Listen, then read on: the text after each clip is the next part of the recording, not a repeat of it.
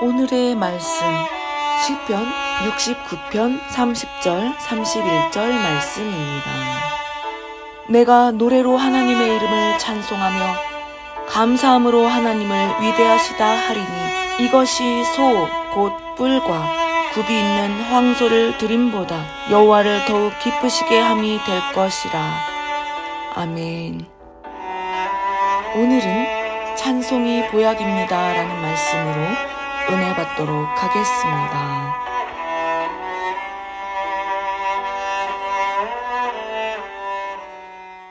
네, 오늘 우리가 읽은 시편 69편은 다윗이 기록을 하였습니다. 다윗은 유다 지파 이새의 아들 8번째 막내 아들로 태어나서 어릴 때부터 양떼를 돌보며 살았고, 또 들판에서 양떼를 위협하는 그 사자나 곰이 오면 물맷돌로 쳐서 물리쳤고, 또 늘 들판에서 수금으로 하나님을 찬양하며 시도 쓰는 아주 음악적 재능이 뛰어난 그런 다윗이었습니다. 그런데 한날 이 다윗에게 하나님의 명령으로 찾아온 그 선지자 사무엘에게 하나님의 기름 부음을 받고 하나님의 신에 크게 감동되는 그런 경험을 하게 됩니다. 또 사울 왕이 악신에 걸렸을 때 수금으로 악신을 물리쳐주고, 또 블레셋 골리앗을 그 물맷돌로 쳐서 골리앗을 죽이면서 단번에 영웅 자리에 올라가게 되죠. 그러면서 이제 사울의 사위가 됩니다. 그렇지만 이 다윗이 이렇게 영웅 자리에 앉고 사울의 사위가 되지만 이 인생 역전의 기회도 잠시, 다윗의 인기가 점점 높아질수록 사울의 근심은 더해지고, 그리고 사울의 시기 질투로 인하여 하나님께서 기름 부으신 다윗을 죽이라고 사울이 명령을 합니다. 이로 인해서 다윗은 사울이 죽기 전까지 쫓기는 신세가 되었고, 또 이렇게 도망자의 삶을 살면서도 늘 하나님을 생각하고 묵상하며 시편을 지었습니다. 이렇게 지은 오늘 우리가 읽은 시편 69편은 그 시대적 배경이 있는데, 그것은 다윗 왕이 살았던 그 구약 시대에서는 하나님께 제사를 드릴 때는 소나 양이나 비둘기와 같은 동물들을 하나님께 제사로 드렸답니다. 다리가 절거나 또 눈이 멀거나 또 상처가 난 것은 제물로 쓸 수가 없고 최상품만 드려야 했습니다. 그래서 소나 양은 반드시 또 수컷이어야 했습니다. 농기구가 따로 없었던 그런 고대 사회에서는 소가 밭을 일구는데 꼭 필요했기 때문에 암컷보다 수컷이 더 필요하고 가격도 더 비쌌답니다. 그래서 그 값비싼 수컷 소를 하나님께 예물로 바치는 것은 정말 대단한 그 헌신이었다는 것입니다. 그래서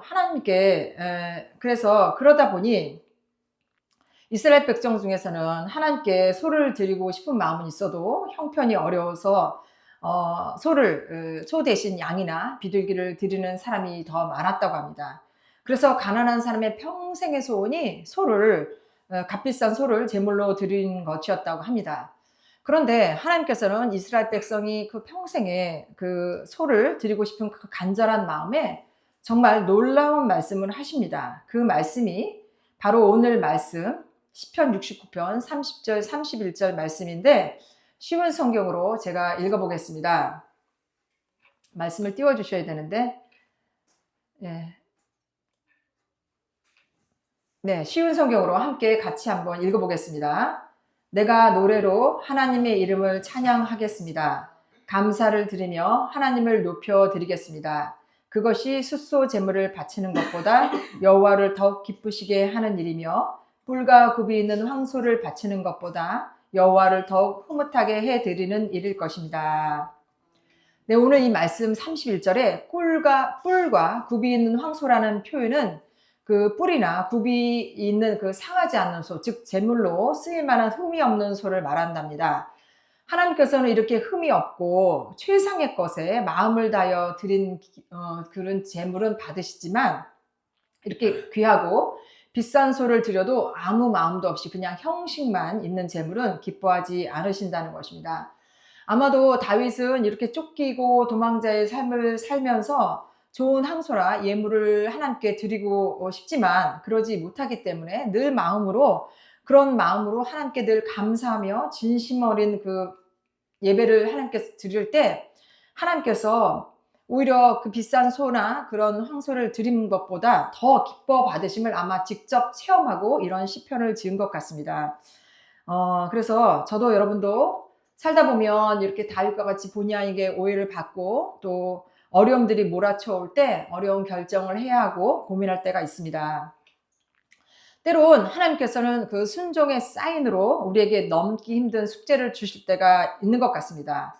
그럴 때마다 우리는 우리의 생각의 틀에서 문제를 해결할 때가 있습니다. 또는 하나님 이것만 해결해 주면 하겠어요 라고 하나님과 딜을 하려고 할 때가 있습니다.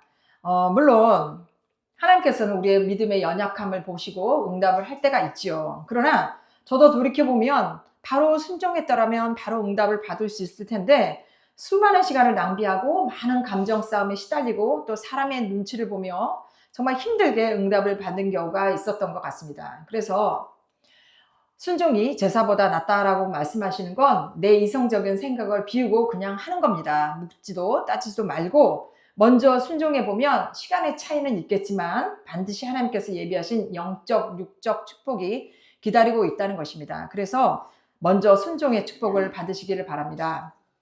제가 최근에 아프리카와 유럽 선교하시는 어떤 선교사님의 그 말씀을 잠깐 들었는데 이분이 하시는 말씀이 찬송이 살아야 영성이 산다라고 하시면서 이 말은 진리 중에 진리라고 하셨습니다. 그래서 이분은 매일매일 새벽마다 아침 첫 시간에 하나님께 찬송하겠다고 하나님께 결단을 했답니다. 그래서 어디를 가든지 어디 있든지 최선 아침 시간에는 하나님께 먼저 찬송을 올려드렸답니다.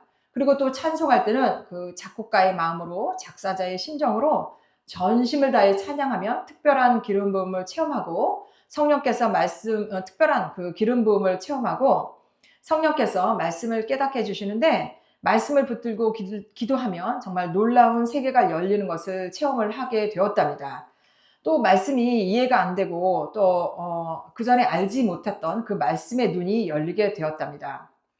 그래서 이 선교사님은 찬송을 할 때 찬송의 한 곡조를 부를 때 엉뚱한 생각에 사로잡히지 말고 혼신을 다해 찬양할 때 찬송의 은혜가 임한다고 하십니다. 찬송의 시간은 예배를 준비하는 시간이 아니고 온전히 하나님께 찬양하는 시간이고 전혀 다른 세계가 열리는 시간이라고 하십니다.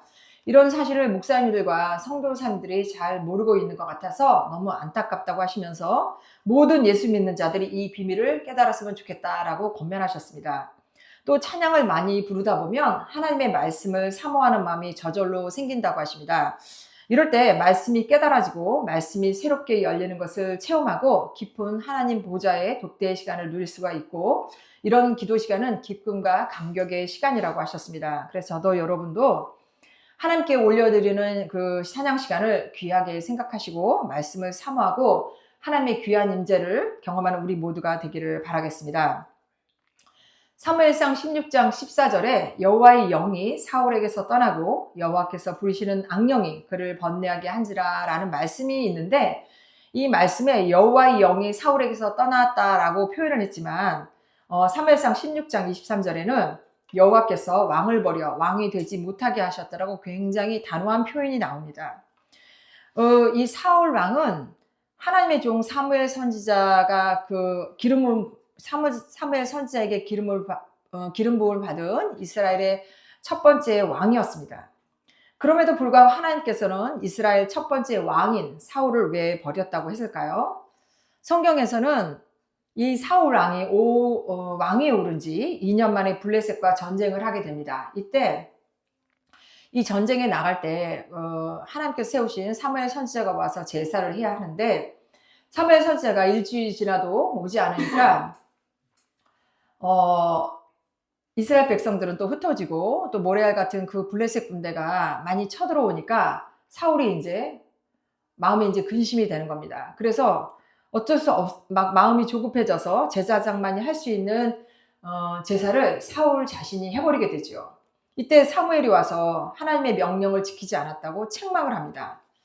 여기서 우리가 눈여겨봐야 될 것이 있는데 사울은 사무엘이 자신을 왕으로 기름 부어진 하나님과 같은 그런 존재고 사울의 섬김의 대상이었습니다. 그런데 이렇게 이제 블레셋 군이 쳐들어오는 이런 상황에서 사울 자신에게 이제 불리하게 돌아갈 것 같고, 자신이 또 손해를 볼 것 같고, 또 그러니까 이제 자기의 생각과 자기의 장꾀로, 자기가 가진 능력으로 하나님께 기도도 해보지 않고 사무엘 제사장 직분을 월권을 하게 됩니다.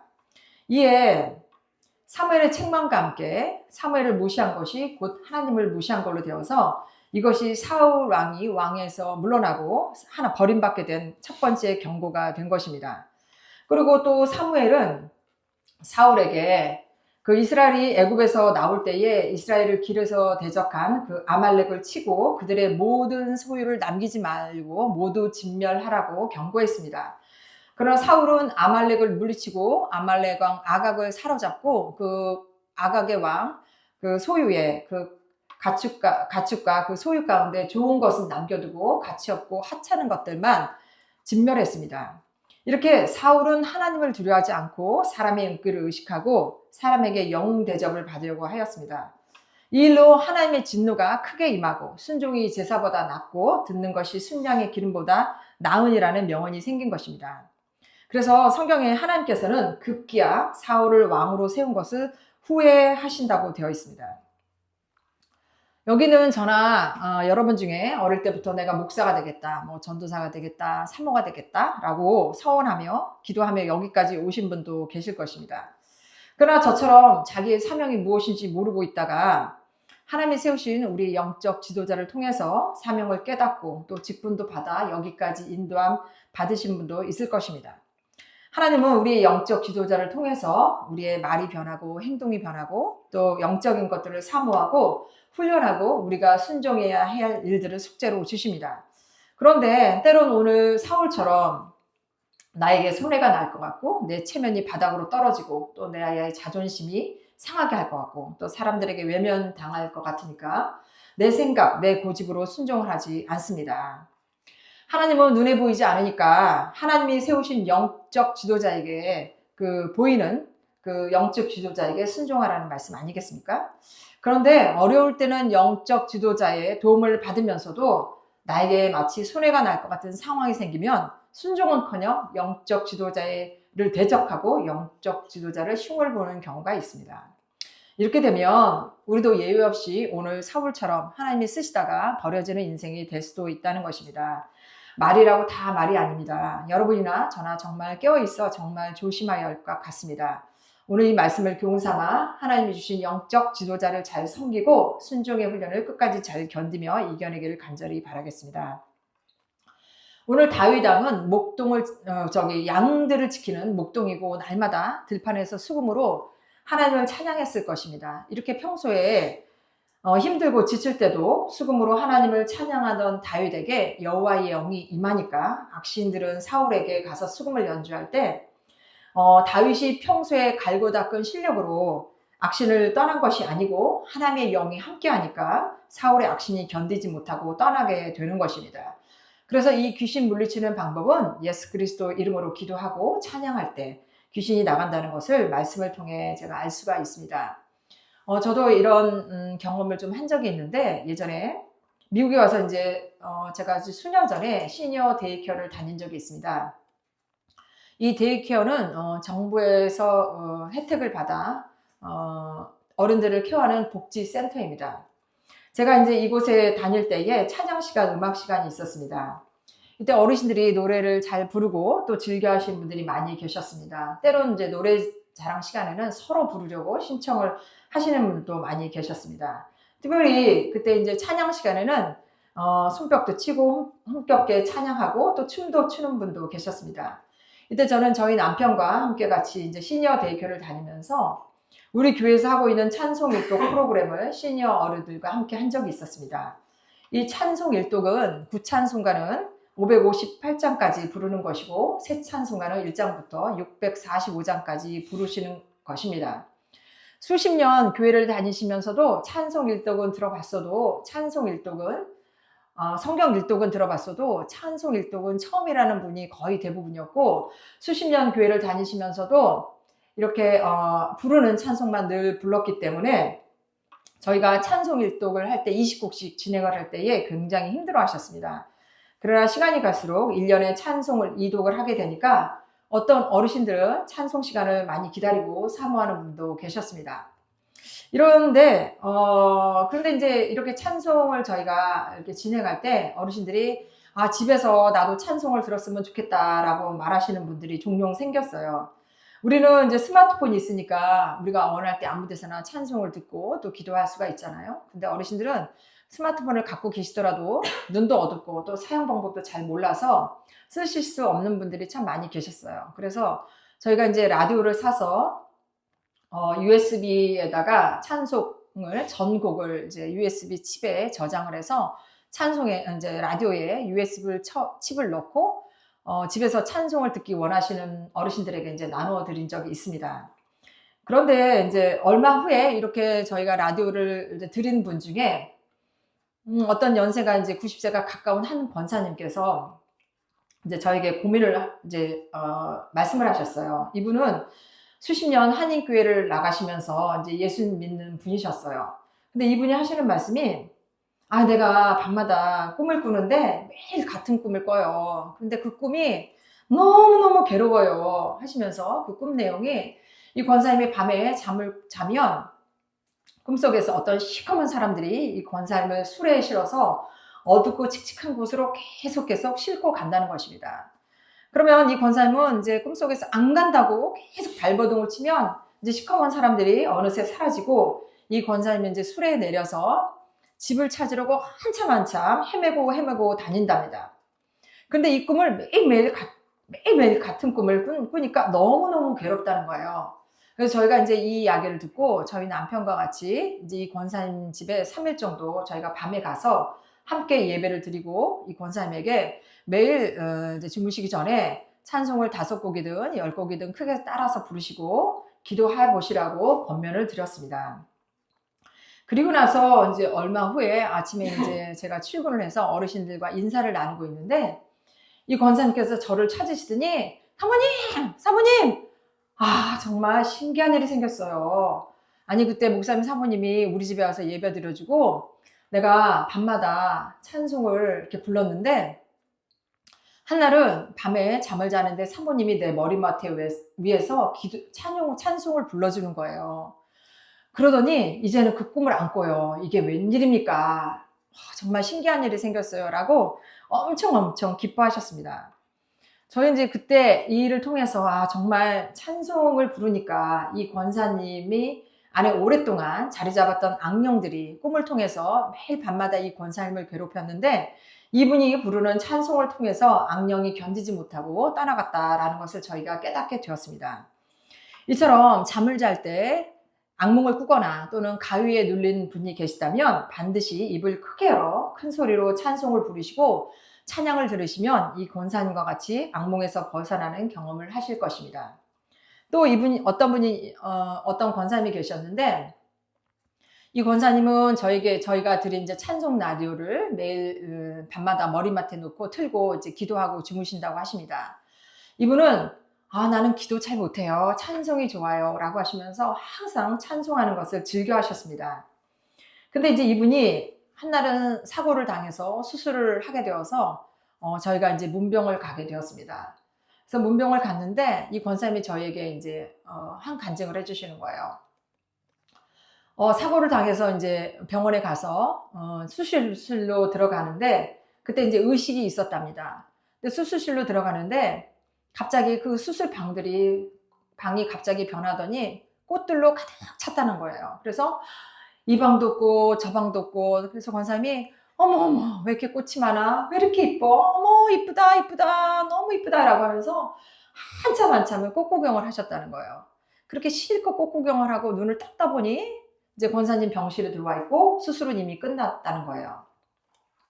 그래서 저희는 이제 이 이야기를 듣고 이 권사님께서 찬송을 너무 좋아하시니까 하나님께서 천국의 꽃밭을 보여주신 것이 아닌가라는 생각이 들었습니다.